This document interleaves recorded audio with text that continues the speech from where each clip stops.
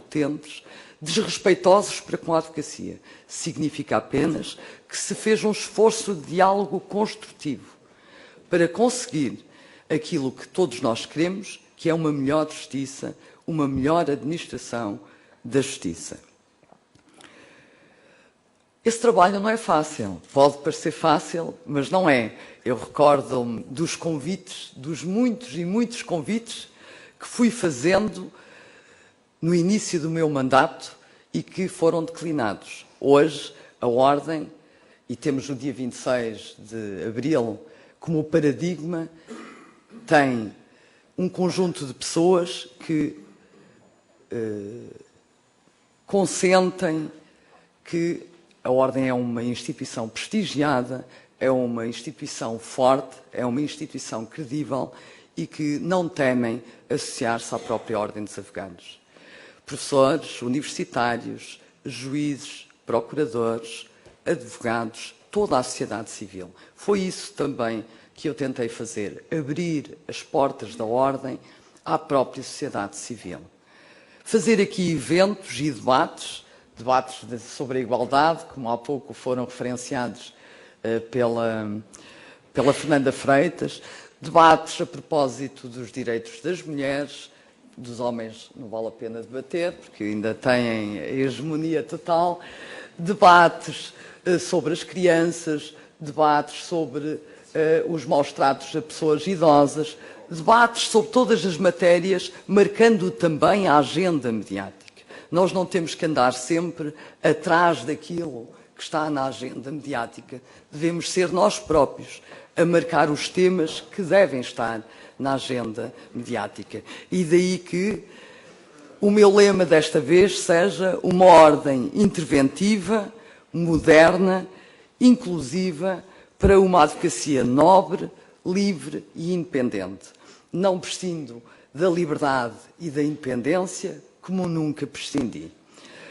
Quero-vos dizer aqui que eu poderia ter tido um mandato delicioso, calmo, sereno. Bastava, para tanto, aqui ou ali, ter transigido naquilo que eu considero serem os princípios, os valores essenciais à profissão. Se eu, aqui ou ali, me tivesse deixado corromper, eu teria tido um mandato mais fácil. E por isso é que eu sempre disse que não temia perder batalhas. O que eu temia é não as ter enfrentado. Exatamente por ter consciência que perder batalhas, é evidente que todos gostamos de as ganhar, mas perder batalhas, quando o perder resulta de não hipotecarmos a nossa consciência, a nossa liberdade, a nossa autonomia e a nossa independência, e quando eu falo de nossa, é da nossa enquanto advogados e advogadas, é algo que me faz ter muito orgulho. Perdi algumas batalhas, mas nunca transigi nos princípios e nos valores que eu considerei absolutamente essenciais. Nunca transigi na defesa dos interesses, na defesa dos direitos, na defesa das prerrogativas de uma advocacia que eu quero livre e independente. Nunca transigi naquilo que eu considero ser uma administração da justiça ao serviço da cidadania e não ao serviço de quaisquer interesses, sejam eles corporativos, sejam eles de outro escopo. Não fiz tudo, é verdade. Também não me deixaram fazer. Se eu pudesse, teria feito tudo neste mandato. Exatamente porque ser bastonário o tempo inteiro dá muito trabalho, dá muito desgaste. E, portanto, se eu pudesse ter cumprido todos os compromissos que assumi aqui há 3 anos, seguramente que não seria eu a estar aqui hoje. Mas não os consegui cumprir e entendo que o futuro deve pertencer à advocacia e há um conjunto de movimentos, de conversações, de diálogos que hoje estão em curso que não podem ser interrompidos. Nós temos um estatuto da Ordem dos Advogados que carece de ser revisto, que foi aprovado às 3 pancadas antes das férias judiciais, penso até que no último plenário do final do mandato do último governo, que, não sendo tão grave como era a proposta da Ministra da Justiça, a verdade é que carece de correções. Há algumas propostas da Ordem dos Advogados que foram feitas na defesa da advocacia, que continuam a não estar consagradas. Recordam-me, por exemplo, o reforço de medidas para tutelar os advogados, os escritórios dos advogados nas buscas, a facilidade que tem que ser combatida com que hoje se escuta um advogado, que se escutam as comunicações de um advogado. Recordam-me, por exemplo, da facilidade com que, de forma perfeitamente impune, hoje um cidadão participa disciplinarmente de um advogado. Não pode ser.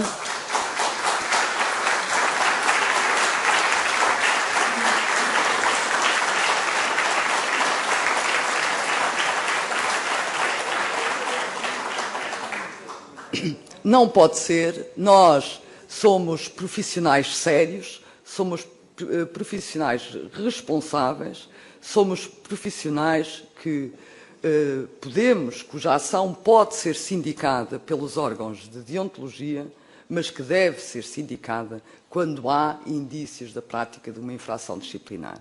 O que não pode acontecer é aquilo que tem acontecido, que é muitas vezes, apenas quando é apresentada a nota de honorários, é que o cidadão, nosso cliente, e que eu na brincadeira digo nosso pior inimigo, aqui ou ali, o cidadão, quando recebe a conta de honorários, aí sim é que vai participar para se eximir ao pagamento ao advogado daquilo que lhe é devido.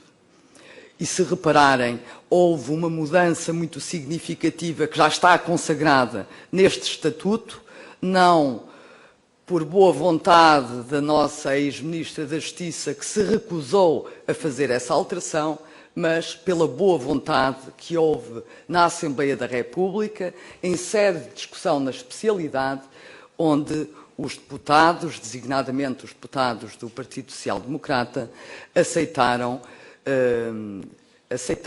colocar um prazo de caducidade em relação ao direito de queixa. Eu, quando fui ouvida em sede de especialidade, na Comissão dos Direitos, Liberdades e Garantias, disse uma coisa que me parecia absolutamente óbvia. Como é que é possível que o legislador, num crime semipúblico, num crime que será a última ratio, digamos assim, e que exige punição, tenha uma norma, enfim, mais apertada para a participação do que para uma participação disciplinar? Como é que é possível que eu só possa apresentar uma queixa-crime no prazo de 6 meses após o conhecimento da prática do crime e o advogado, digamos que esteja com a corda ao pescoço durante todo o prazo prescricional, durante 5 anos, podendo, nesses 5 anos, a qualquer altura, o cidadão, nosso cliente, apresentar uma queixa. Isso foi conseguido. Não foi conseguido uma coisa que eu considerava absolutamente fundamental, que é a punição por litigância de má-fé. Hoje, quem participa e o faz de má-fé deve ser severamente punido pela Ordem dos Advogados através da aplicação de uma multa. Se nos tribunais há a possibilidade, a meu ver até mal, de punir o mandatário por litigância de má-fé, para além da parte, a Ordem deve ter, na medida em que é um órgão jurisdicional, deve ter também a possibilidade de punir aquele que denuncia com calúnia um advogado.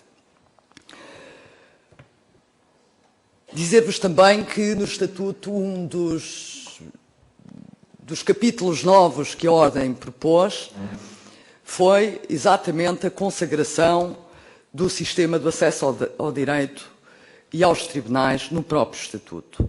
Não o fiz por desconhecer que há regulamentação numa portaria. Não o fiz por ignorar que aquilo que foi colocado no Estatuto está também na portaria. Filo apenas por saber que havia uma clara e inequívoca intenção de alterar o sistema do acesso ao direito. E não tivesse sido a luta que todos os advogados e advogadas travaram contra o mapa judiciário, não tivesse sido o desgaste enorme que infligimos à Ministra da Justiça com esse combate, e hoje, provavelmente, já não teríamos o sistema de acesso ao direito que temos. Um sistema de acesso ao direito garantido por advogados livres e independentes.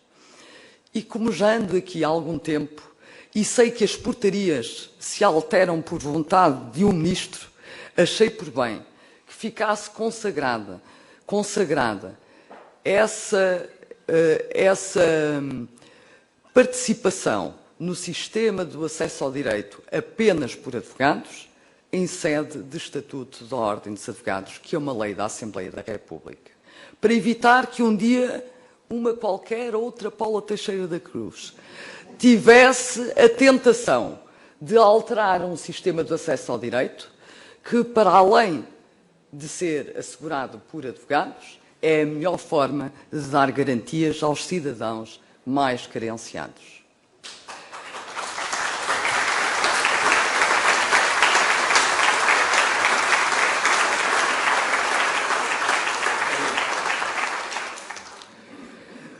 Dizer-vos também que temos muito trabalho a fazer. Algum está a ser desenvolvido e espero, muito brevemente, eu costumo dizer que os primeiros 6 meses são de confiança, depois temos que começar a ver as conversações a terem outro desenvolvimento. Claro que isso também não se aplicou à Paula Teixeira da Cruz, porque, se bem se recordam, tomou posse em junho, a Ordem aclamou e bateu palmas, e em julho lançou aquela calúnia generalizada sobre os advogados que participam no sistema de acesso ao direito, com uma auditoria